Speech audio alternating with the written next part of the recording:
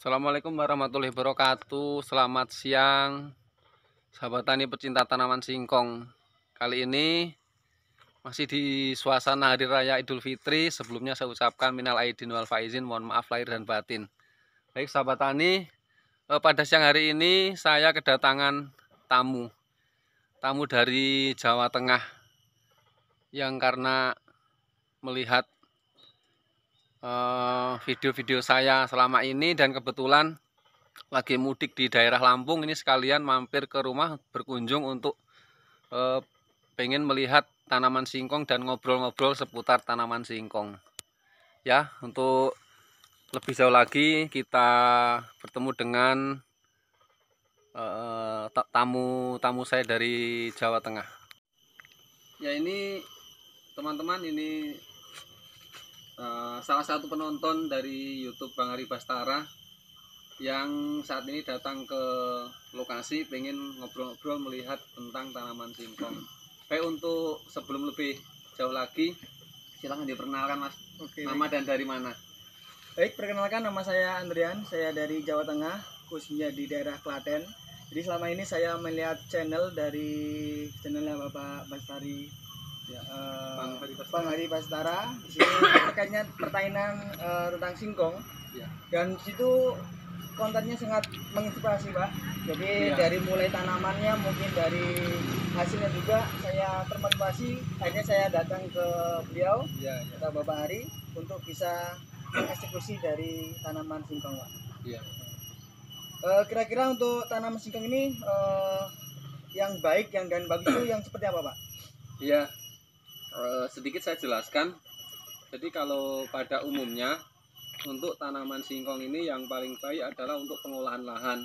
Namun ini untuk di lahan yang betul-betul daerah perladangan, lahannya luas, bisa dilakukan dengan cara pengolahan lahan dengan dilakukan bajak ridger ataupun bajak rotari. Ya Mas Andri ya. Namun karena kali ini adalah di lahan kebun ini ya, pekarangan rumah ya.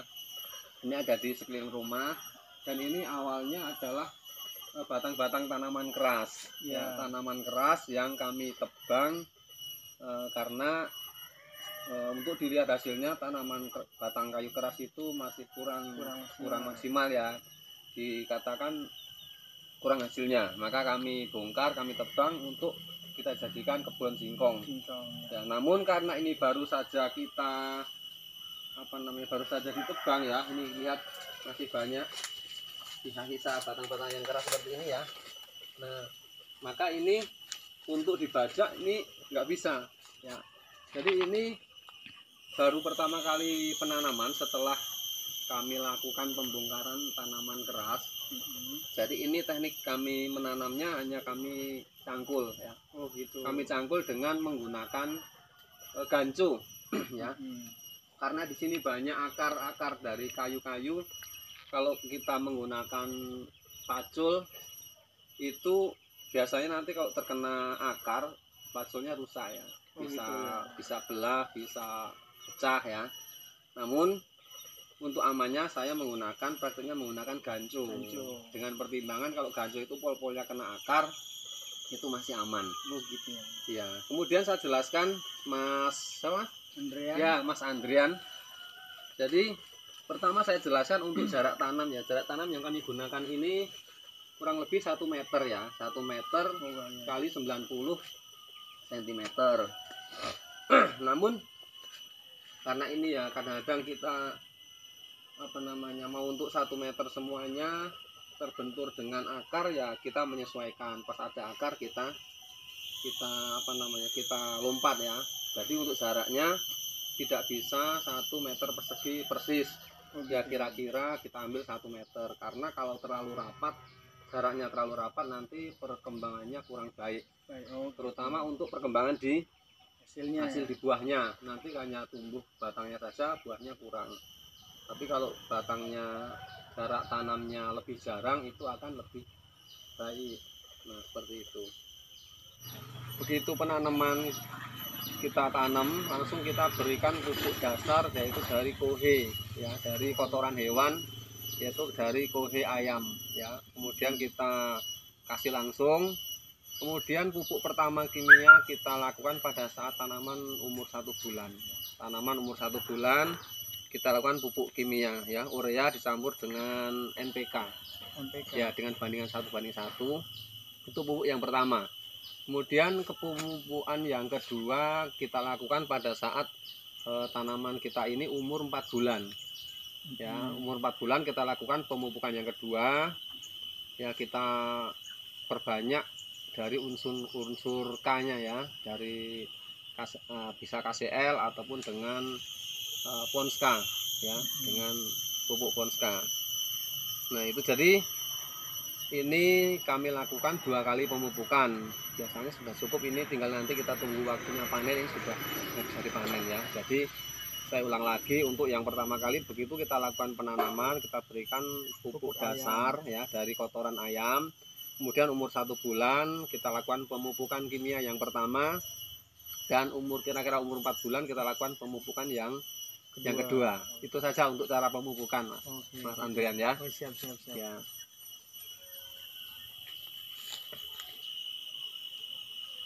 Kemudian untuk menanggulangi yang rumput-rumput atau gulma itu gimana, Pak? Oh iya Mas, untuk penanggulangan gulma dan rumput-rumput liar yang ada di sekitar sini.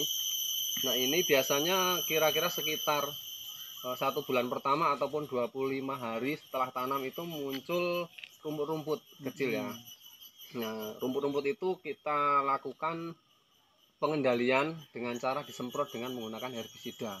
Kalau kita koret itu sekarang sudah terlalu lama ya, memerlukan waktu yang lama juga. Kalau nanti kita ambil tenaga kerja untuk koret ya terlalu banyak biaya.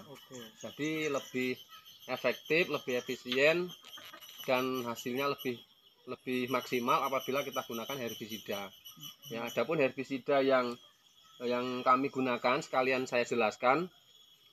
Herbisida yang kami gunakan ini ketika tanaman umur kurang lebih 1 bulan atau 25 hari sebelum pemupukan pertama itu dilakukan, sudah mulai kelihatan ada bakal-bakal rumput, itu kita semprot dengan menggunakan herbisida yang jenisnya kontak ya.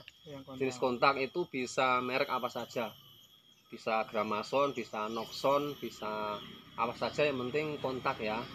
Ya kadang-kadang beda lokasi beda jenis obatnya, Mas Andri ya. Gitu. Nah, kemudian kita campurkan juga dengan obat herbisida yang pembeku ya. Pembeku itu bisa dari merek Nuvaron atau Sidaron, pokoknya apa saja lah ya yang ada di daerah itu. Adapun dosis takaran yang kami gunakan itu untuk herbisida kontaknya itu untuk takaran air dalam 1 tangki kira-kira ukuran 14 liter atau 16 liter itu kami gunakan herbisidanya ukuran 100 cc ya. Kita ambil takaran 100 cc, kemudian kita campurkan pembekunya, obat pembekunya itu 3 sendok makan ya, 3 sendok makan kita aduk rata, kemudian kita masukkan ke dalam tangki ya. Kemudian pada waktu penyemprotan saya jelaskan, penyemprotan ini sangat apa ya, kuncinya pada saat kita melakukan aplikasi, karena singkong umur 1 bulan ini masih rawan kalau terkena dengan herbisida kontak langsung, ini akan mati.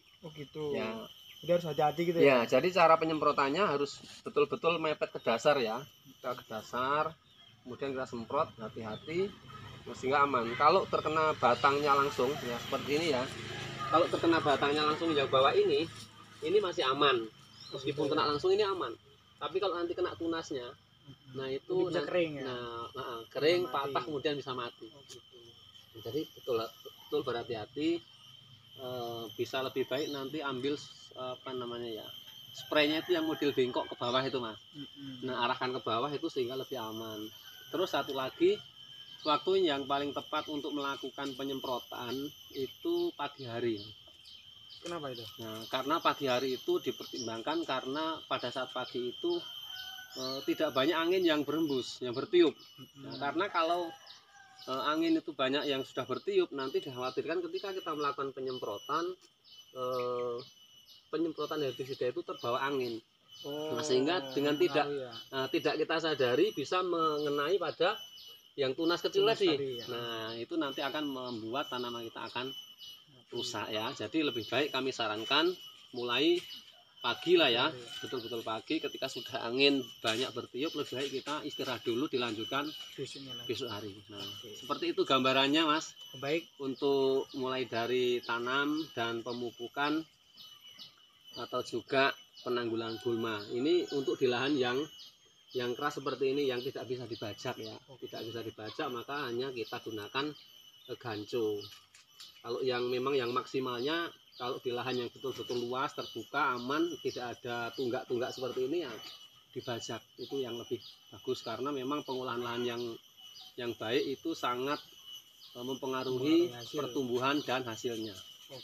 Nah gitu. Jadi sekali Mas Andri, ini kita coba lihat ya. Oh iya ya. Ini tadi kita supaya jelas bisa kita lihat. Ini tadi sedikit sudah kita korek menggunakan cangkul karena tanahnya agak keras. Karena memang tadinya tidak dibajak sehingga tanahnya keras ya. Kita korek dengan cangkul dan ini kita lanjutkan ya. Ini sangat besar ini Pak ya. Kita lihat gambaran buahnya seperti ini ya. Oke. Nah ini, melingkar ya. Hampir keliling ini buahnya. Nah, ini umurnya udah berapa bulan Pak? Sampai saat ini sekitar 7 bulan lebih. 7 bulan lebih memasuki 8 bulan. Jadi memang idealnya untuk pemanenan singkong yang bagus itu sekitar umur 8 bulan. Sebetulnya kalau 5 bulan 6 bulan itu sudah ada buahnya, namun masih kurang besar, kurang maksimalnya. Kita sayang tinggal menunggu saja. Berarti yang bagus itu usia 8 bulan gitu ya, Pak? 8 bulan bisa, lebih juga lebih bagus, nggak apa-apa. Karena singkong ini semakin dituakan umurnya juga semakin bagus. Ya, di samping buahnya semakin besar dan bobot berat tonasenya juga akan bertambah. Ya, bisa sampai maksimal 11 atau 1 tahun lah ya. Tapi kalau lebih 1 tahun ya lebih baik dibongkar, diperbarui, tanam ulang lagi biar hasilnya cepat kelihatan. Kalau terlalu lama nanti kita menunggu hasilnya terlalu lama Mas. Oh gitu ya? Iya gitu. Terus ada lagi yang mau ditanyakan tentang pemotongan atau apa? Mungkin untuk dari segi batang, ini yang efektif yang 1 batang sini atau ada 2 batang gitu Pak? Oh ya begini. Kalau yang paling bagus itu biasanya begitu ditanam, ini kan tumbuhnya ada yang 3, ada yang 4. Nah itu nanti lebih baik kita diwiwil ya. Kalau orang Jawa menyebutnya diwiwil. Ketika umur 1 bulan atau 1 bulan lebih atau 2 bulan lah paling lama itu kita lakukan wiwil. Maksudnya ketika ada batang yang lebih dari 2 tunasnya, itu diwiwil, dibuang saja. Kita sisakan 2. Ya, kita sisakan 2 sehingga nanti tumbuhnya bisa bagus. Cara wiwilnya itu kita ambil yang lebih besar, dilihat di antara itu yang kira-kira 2 itu lebih besar dan berlawanan itu yang kita pelihara. Ya, dengan harapan nanti supaya bisa maksimal. Kalau dari kecil disisakan 1 itu nanti biasanya kurang rimbun sehingga gulmanya itu bisa tumbuh lagi. Kalau pengalaman kami seperti itu. Disisakan 2 nanti sehingga subur tapi rapat sehingga tidak akan tumbuh gulma lagi. Seperti ini kemarin sebetulnya kami sisakan 2 ya. Namun sebelah sini kameramen coba lihat seperti ke sini. Nah, ini bekas disempal ya. Ini kemarin karena ada teman yang minta bibit. Ya, ini sekitar beberapa hari yang lalu ini ada teman minta bibit, ini belum disabut tapi minta bibit sehingga ini kita disempal ya. Ya, disempal nggak apa-apa ini karena memang dalam beberapa hari ke depan ini rencananya sudah akan dicabut ya. Maka tidak masalah meskipun diambilin. Tadinya kita sisakan 2 semua ini Mas. Jadi kebanyakan tinggal 1 karena ya itu tadi ada kawan yang minta bibitnya. Ya, untuk gambarannya seperti ini ya. Buahnya lumayan ya. Lumayan ini ya. Ini kalau hampir imbang dengan lengan tangan ini ya, untuk lengan tangan. Ini seperti ini buahnya. Kita lihat, bisa dilihat kameramen. Namun mohon maaf nih nggak bisa sampai ke ujung ini Mas, keras Mas. Oh iya gitu ya. Ya karena ngureknya ini keras jadi ya nggak bisa sampai ke ujung, cuman ya minimal sudah kelihatan ya gambaran buahnya seperti apa. Oh ya, satu lagi Mas, saya jelaskan cara pemotongan ya, biar nanti untuk misalnya Mas Andrian apa Andreas? Andrian. Ya, Mas Andrian kalau mau pengen mencoba bertanam singkong itu supaya jelas. Jadi cara pemotongan ini yang pertama pemilihan bibit ya Mas ya. Bibit yang paling baik untuk ditanam ini adalah bibit yang sudah berumur 7 bulan lebih. Ya, batang diambil dari batang tanaman yang sudah 7 bulan lebih atau 8 bulan seperti ini sudah bagus untuk bibit. Ya, kalau bibit masih terlalu muda 4 bulan 5 bulan itu ditanam juga tumbuh. Namun untuk hasilnya kurang maksimal, kurang baik, juga kadang gampang mati, tidak tahan dengan cuaca. Ya, pokoknya lebih baik yang 7 bulan lebih seperti ini sudah cukup. Kemudian kita pilih yang matanya rapat. Nah, seperti ini kan matanya rapat nih Mas ya. Nah, ini mata-mata tunasnya ini rapat nih. Ini yang baik untuk bibit. Kalau ada kadang-kadang kita menjumpai yang mata tunasnya ini jarang, itu kurang bagus. Ya, pokoknya kita pilih yang mata tunasnya rapat. Kemudian cara pemotongan ya. Cara pemotongan kalau saya lebih menganjurkan yang rata. Ya, kan ada orang yang suka dipotong miring ya Mas ya. Miring gitu ya. Nah, syukur pakai arit dipotong begini, nah itu jadinya kan miring dan ya rata. Itu nanti pengalaman kami Mas, dan sudah kami teliti, itu yang dipotong miring dengan yang dipotong rata ini bisa pakai gergaji bisa, atau pakai golok yang tipis itu langsung dipotong begini itu bisa. Oh gitu ya. Ya, intinya antara miring dan rata. Nah, kalau yang miring itu kemarin kami tanam setelah umur 1 bulan, itu kita bongkar, kita lihat akarnya itu yang tumbuh cuma di ujungnya saja, yang bagian bawah nggak ada. Jadi itu nantinya sampai tua juga dia buahnya nggak bisa melingkar semua seperti ini. Buahnya dari sebelah saja yang ujung. Namun kalau yang dipotong rata, dia akarnya bisa potong rata gitu itu ya? kita lihat, kita cabut itu akarnya berkeliling ini ada akarnya semua, dan itu akan bisa jadi buahnya seperti ini. Kita lihat ini yang kemarin kami lakukan potongnya rata, ini buahnya juga berkeliling seperti ini ya. Nah, kemudian panjang bibit Mas Andrian ya. Panjang bibit ini ya kami sarankan antara 20 cm sampai 25 cm ya, untuk untuk jaraknya ya, jarak yang dipotong ya, kira-kira ya ini kalau jangkauan tangan saya ini sekitar 21 cm ya, bisa 20 cm atau nanti motongnya 25 cm ya segini. Nah, pokoknya kira-kira antara 20 sampai 25 cm. Nah, sehingga nanti kalau panjang segitu ditanam, nanti kita pada waktu melakukan pengendalian gulma, semprot itu kita aman ya. Tunasnya tidak akan tersemprot. Nah, itu saja Mas Andre, kurang lebih kita berbagi informasi pengalaman dari saya selama menanam singkong selama ini, seperti itu kurang lebihnya sebagai sharing. Kalau nanti misalnya di daerah Mas Andrian di Jawa Tengah ada yang mungkin punya cara yang lain untuk menanam singkong dan hasilnya lebih maksimal, ya kita sampaikan saja ya, kita sharing. Intinya untuk saling tukar pengalaman yang bermanfaat, sehingga kedepannya mudah-mudahan untuk perekonomian kita dan para petani pada umumnya itu akan semakin meningkat dan semakin sejahtera. Oke, siap. Nah, seperti itu ya. Insyaallah ya. Ya. Demikian teman-teman sahabat channel Bang Hari Bastara, perbincangan saya kali ini dengan tamu kita Mas Andrian dari Jawa mana, tepatnya dari daerah mana Mas Andrian? Khususnya saya di daerah Manisrenggo, Klaten. Manisrenggo, Klaten, Jawa Tengah. Jawa Tengah. Oh iya. Ini pas kebetulan kesini pas silaturahmi karena ada keluarga yang di daerah Lampung. Iya. Oh iya ya.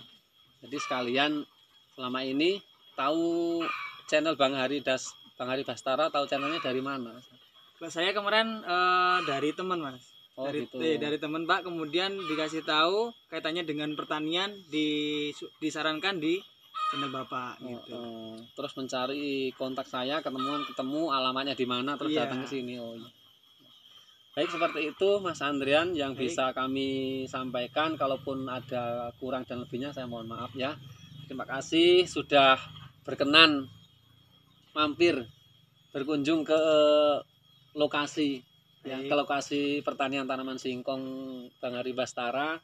Mudah-mudahan apa yang kami sampaikan tadi bisa bermanfaat. Amin. Kalaupun nantinya jadi pengen bawa bibit coba untuk tanam di daerah Jawa ya, Iya. ya nanti bisa kami bantu berikan bibit, namun ya lebih baik nanti kita potong aja ya, kita potong pas potong aja, kita masukkan ke kardus atau apa ya secukupnya ya, karena kalau bawa ke Jawa terlalu banyak mungkin ya belum bisa ya, hanya sedikit saja. Nanti untuk apa namanya ya, dicoba ditanam dikembangkan di daerah Jawa Tengah, nanti sudah jadi bisa bibitnya seperti ini bisa dikembangkan untuk jadi lebih banyak lagi ya. Baik, Demikian terima kasih Pak atas ilmu yang sudah diberikan kepada saya. Insya Allah ya, ini sangat bermanfaat bagi saya khususnya. Nanti akan saya coba saya tanam juga di daerah kami, di daerah Klaten khususnya di Manis Renggo. Barangkali nanti kalau masih ada yang perlu saya tanyakan, ya nanti saya bisa lihat khususnya di channel Bapak gitu ya Pak. oh, siap ya, Oke. ya. Oke Mas Andrian, terima kasih sudah berkunjung ya. Assalamualaikum warahmatullahi wabarakatuh.